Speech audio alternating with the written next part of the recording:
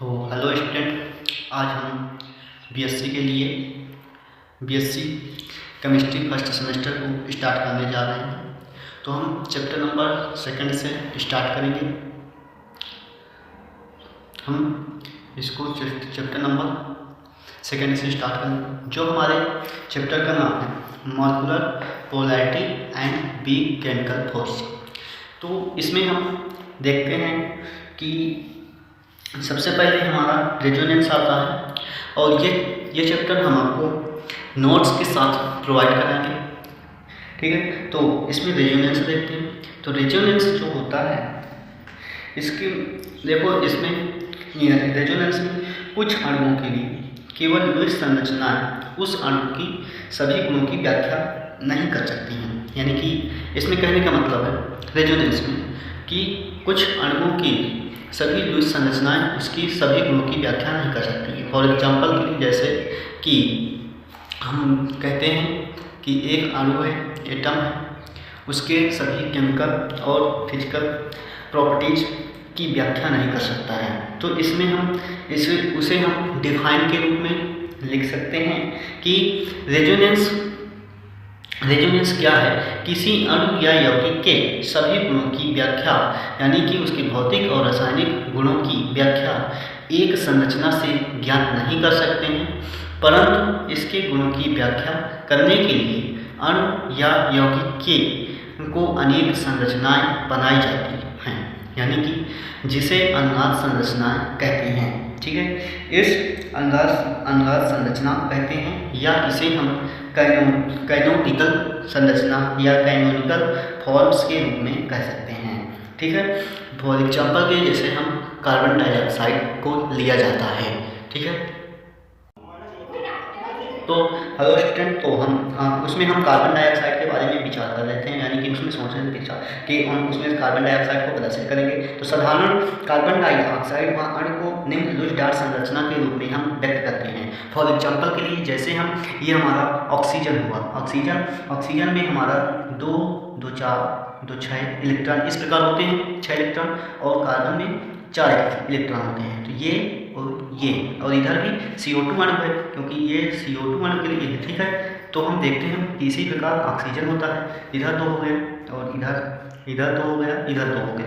तो ये इलेक्ट्रॉन आपस में क्या बनाएंगे? पेयर बना लेंगे। ठीक है, तो हमारी एक संरचना तो ये हो गई रेजोनेंस की।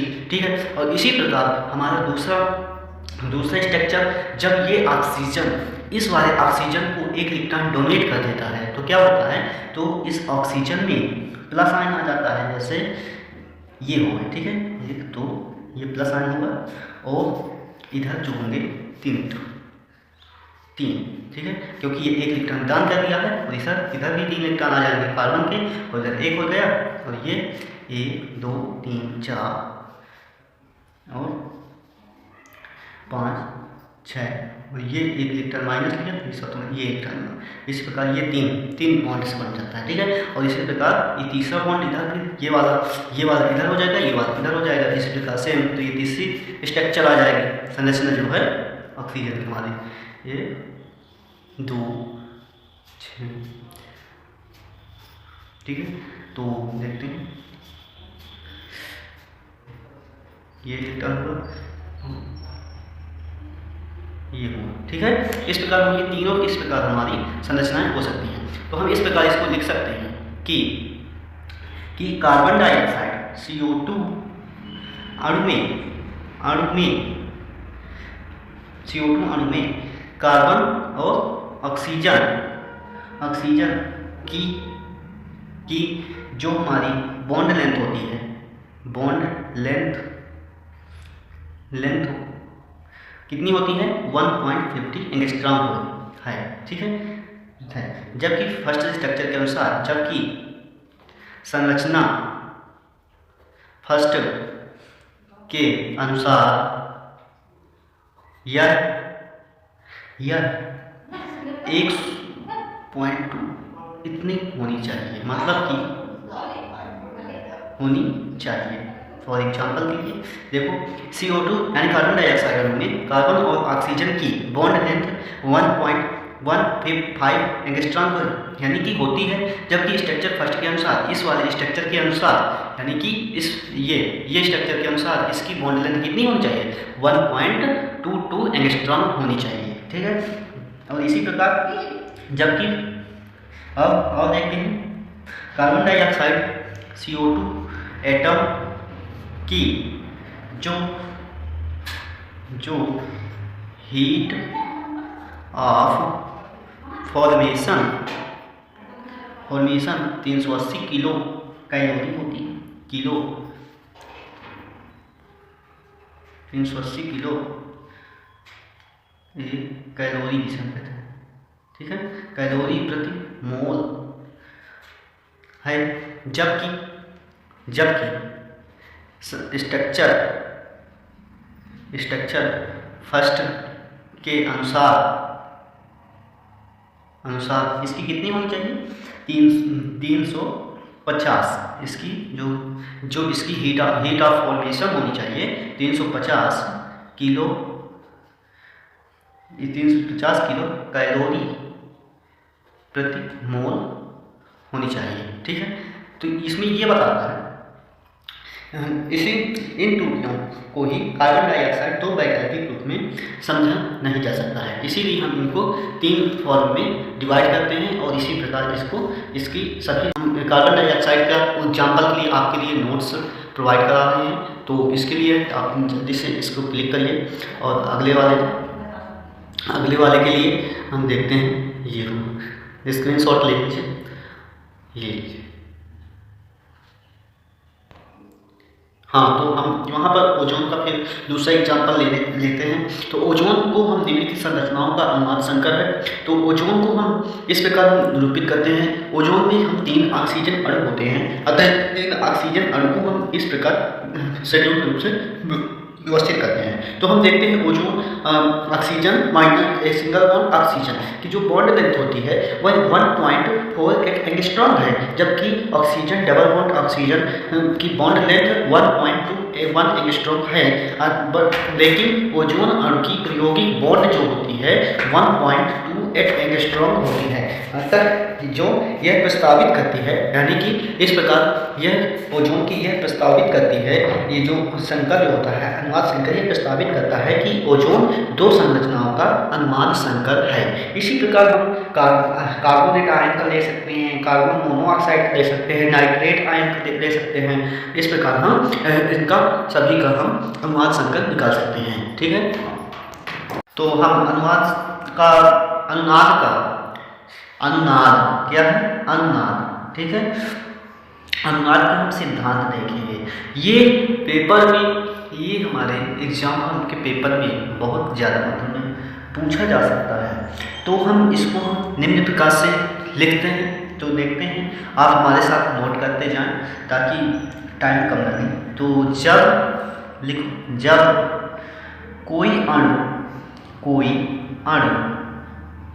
जब कोई अणु ऐसी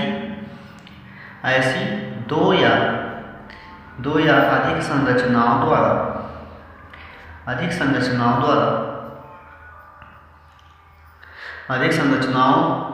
द्वारा दर्शाया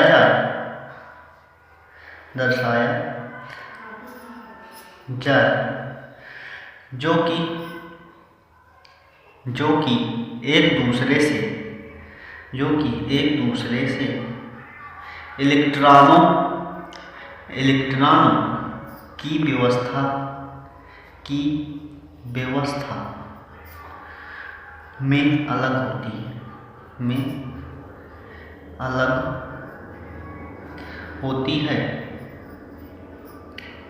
है, लेकिन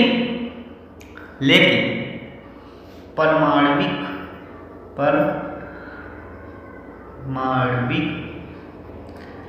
परमाणवीय नाभिकों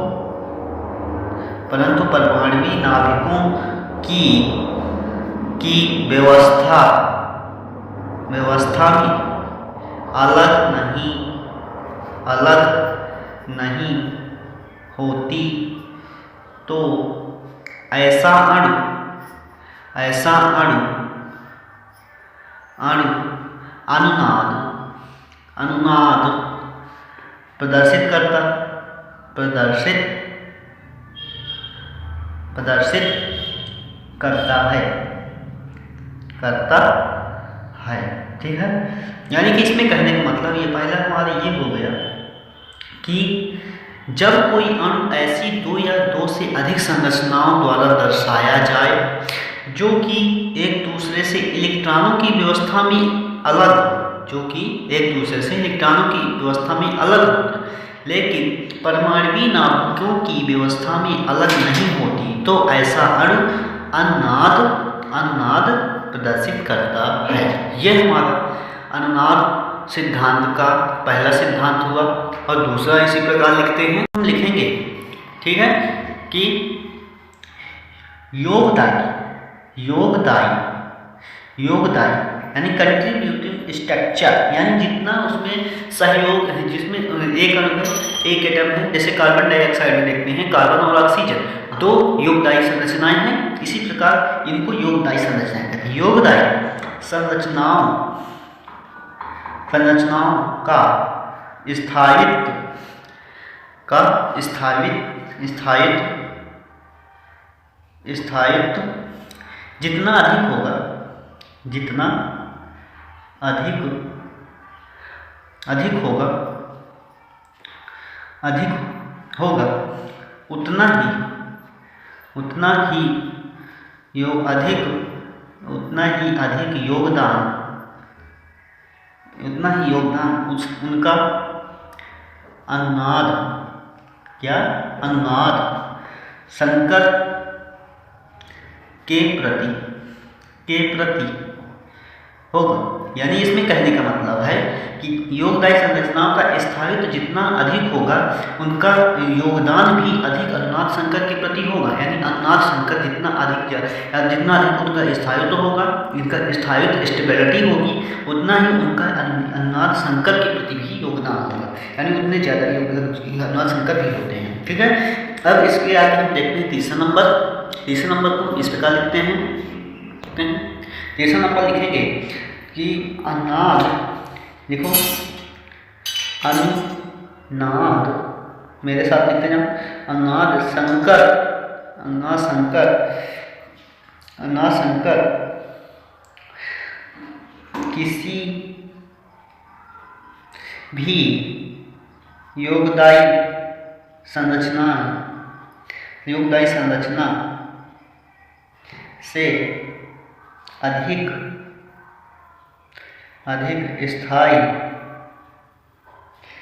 स्थायी होता है,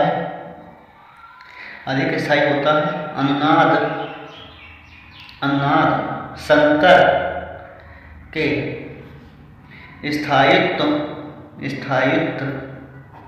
स्थायित्व में यह वृद्धि क्या कहलाती है? अनुनाद ऊर्जा कहलाती है। क्या कहलाती है? अनुनाद ऊर्जा